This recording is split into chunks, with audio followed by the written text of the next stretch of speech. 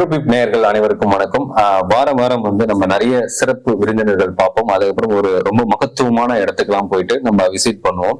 So அப்படி ஒரு மகத்துவமான இடம் திருவண்ணாமலை மாவட்டத்துல ஆர்னியில இருக்கிற கமண்டல நதி அருகில வாலாம்பிகை அப்படின்ற ஒரு அன்னையோட ஒரு திருத்தலத்துலதான் இருக்கும் அப்படின்னு சொல்லலாம். CS நகர் புல்காமத்தூர் அப்படின்னு சொல்லுவாங்க. அந்த இடத்துல பொன் சுந்தரம் வேலாயுதம் ஐயாவை சந்திக்க வந்திருக்கோம். இங்க நிறைய பாலாம்பிகளோட வரலாறு, இந்த தலத்தோட வரலாறுகளை நமக்காக தொகுத்து வந்திருக்காங்க. இங்க நிறைய மகத்துவம், அதாவது குறிப்பா சொல்ல இது ஆன்மா சம்பந்தப்பட்ட ஒரு ஆன்மாலயம் அப்படின்னு கூட சொல்லலாம்.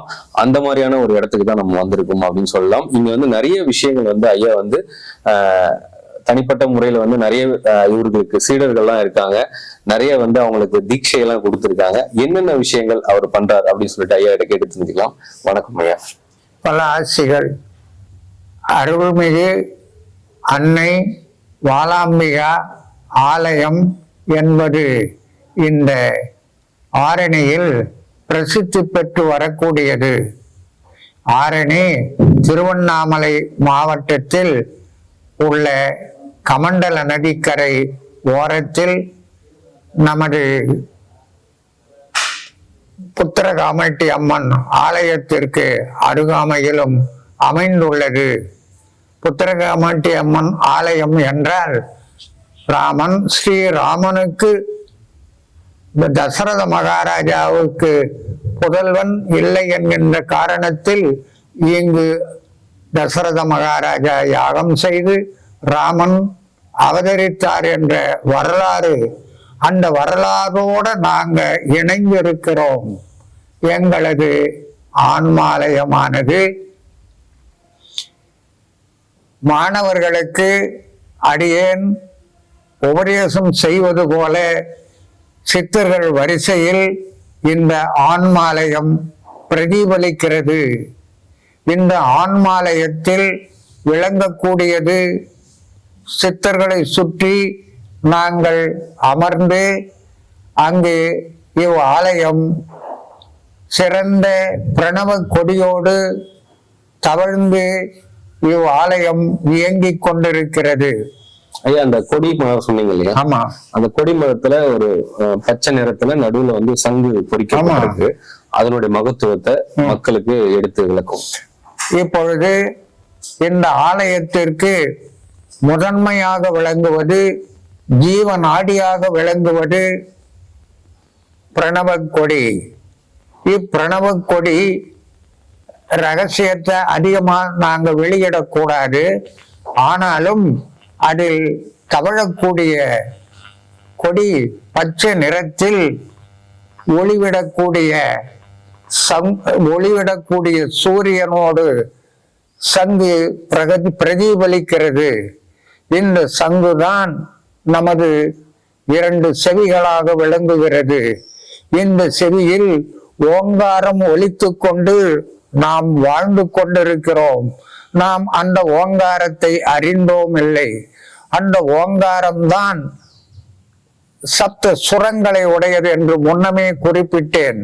அது ஓம் என்று ஒலித்து கொண்டு இருக்கக்கூடிய ஓசை ஒலிக்காத எப்ப நிற்கிறதோ அப்போ இந்த பிராணனானது நின்றுவிடும். இந்த பிராணன்தான் ஒலித்து கொண்டிருக்கிறது. அந்த பிராணனை இன்று அலோபதி டாக்டர்கள் லப் டப் லப் டப் என்று குறிப்பிடுகிறார்கள். நாங்கள் சித்தர்கள் வரிசையிலே குறிப்பிடக்கூடியது அசபை என்று சொல்லக்கூடிய ஓங்காரம். இந்த அசபை என்பது விளக்கம் ஒரு சிறு துளியை தருகிறேன். சபை என்றால் இருவர் உள்ளது, மூவர் உள்ளது, பலர் உள்ளது அசபை சபை. இதில் அசபை என்றால் தனக்குள்ளே சாதகன், அதாவது திருவடி தீட்சையை பெற்ற சாதகன் உள்ளே தானே முழக்க வைக்கக்கூடிய சாமர்த்தியம் உள்ள முன் பிறவியின் ரகசியத்தை அறிந்து பிரணவ குருவை அறிந்து அதை ஒலிக்கக்கூடிய தன்மையை உணர்ந்த உண்மையாகும். இந்த ஓசையை விளக்குவதுதான் அந்த கொடிமரத்தில் உள்ள சங்கு ஆகும். அந்த நிறம் அதில் உள்ள பச்சை நிறம் அம்மையை குறிப்பிடுகிறது, பசுமையை குறிப்பிடுகிறது, செழுமையை குறிப்பிடுகிறது. நம் ஆன்மாவின் செழுமை, அன்பின் விசுவாசம், இதை விளக்கக்கூடியதுதான் பச்சை கொடி. அன்பாயிரு, பசுமையாயிரு என்று பொருள் தரக்கூடிய வகையில் உள்ளது. இப்போ இது போதும். இது இந்த கொடி மரத்துக்கு கீழே பிரதிஷ்டை செய்யப்பட்டுள்ள சக்கரம் பிரணவ சக்கரம்.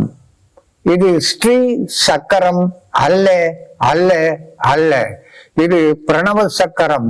அது ஒலித்து கொண்டே இருக்கும்.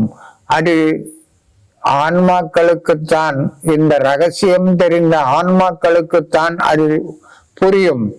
இந்த உணர்வை உடையது இந்த கொடி. இந்த கொடியினுடைய உண்மை ரகசியம், அம்மா கற்பக கிரகத்திலே இருந்து கருணை பாலித்துக் கொண்டிருக்கிறாள். அந்த கொடிமரத்திலே இருந்து அம்மையை தரிசிக்க வருவோமே ஆனால் 2 பாவை விளக்குகளை தரிசனம் செய்யலாம். அந்த பாவை விளக்கு என்றால் என்ன என்றால் நமது திரு நேத்திரமாகும். திரு நேத்திரம் என்று சொல்லக்கூடியதுக்கு நேத்திரத்தை திருநேத்திரமாக மாற்ற வேண்டும். திருநேத்திரம் அப்பதான் இது குருவின் கருணாகரத்தால் திரு நேத்திரமாக மாற்றப்படுகிறது. குருவின் கருணாகரத்தால் மாணவனை பார்த்தும் பரீட்சித்தும் ஆசீர்வதித்தும் சொல்லக்கூடிய பிரம்ம ரகசியம். பிரம்ம ரகசியம் என்றால் மிரண்டு போகக்கூடாது. பிரம்மம் என்றால் ஒளி. அது ஒளி ரகசியம். ஒளி எங்க இருக்குது?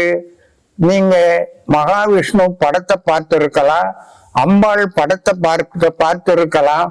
ஒரு கையில் சக்கரமும் ஒரு கையில் சங்கும் இருப்பதை நீங்கள் கண்டிருப்பது உண்மை. உண்மை.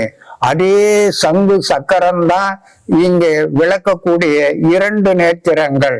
அதே மகாவிஷ்ணு தான் 2 நேத்திரங்களாக நான் விளங்குகிறேன், 3ஆவதாக நான் பிரகாசிக்கிறேன் என்று சொல்லக்கூடிய உண்மை.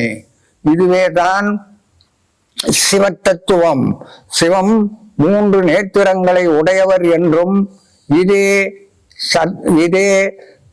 சக்தி உருவம். இதே சக்தி உருவத்தில் படத்தில் நீங்கள் பார்த்திருக்கலாம். அதே சங்கு சக்கரம்.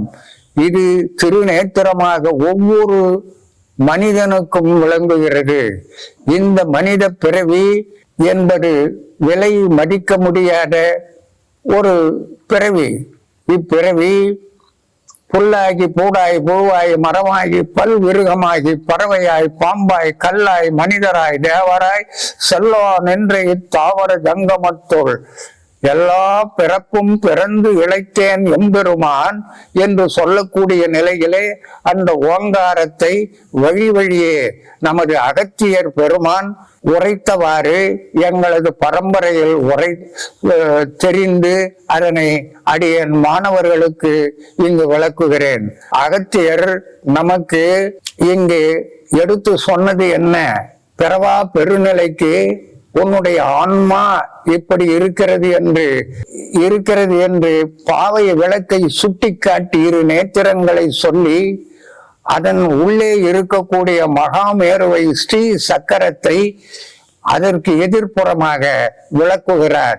அதனை இங்கு சிறப்பாக அகத்தியர் 2 தோற்றமாக அவதரிக்கக்கூடிய உண்மையை உலகுக்கு எடுத்து காட்டி உள்ளோம். இந்த 2 தத்துவங்களும் உண்மையான 2 தத்துவம் அல்ல, சத்தியம். இது உண்மையாகவே அகத்தியர் நமக்கு என்ன சொல்றார்? ஸ்ரீ சக்கரம் மகாமேரு. எந்த நூலை எடுங்க அதை தான் குறிப்பிடும்.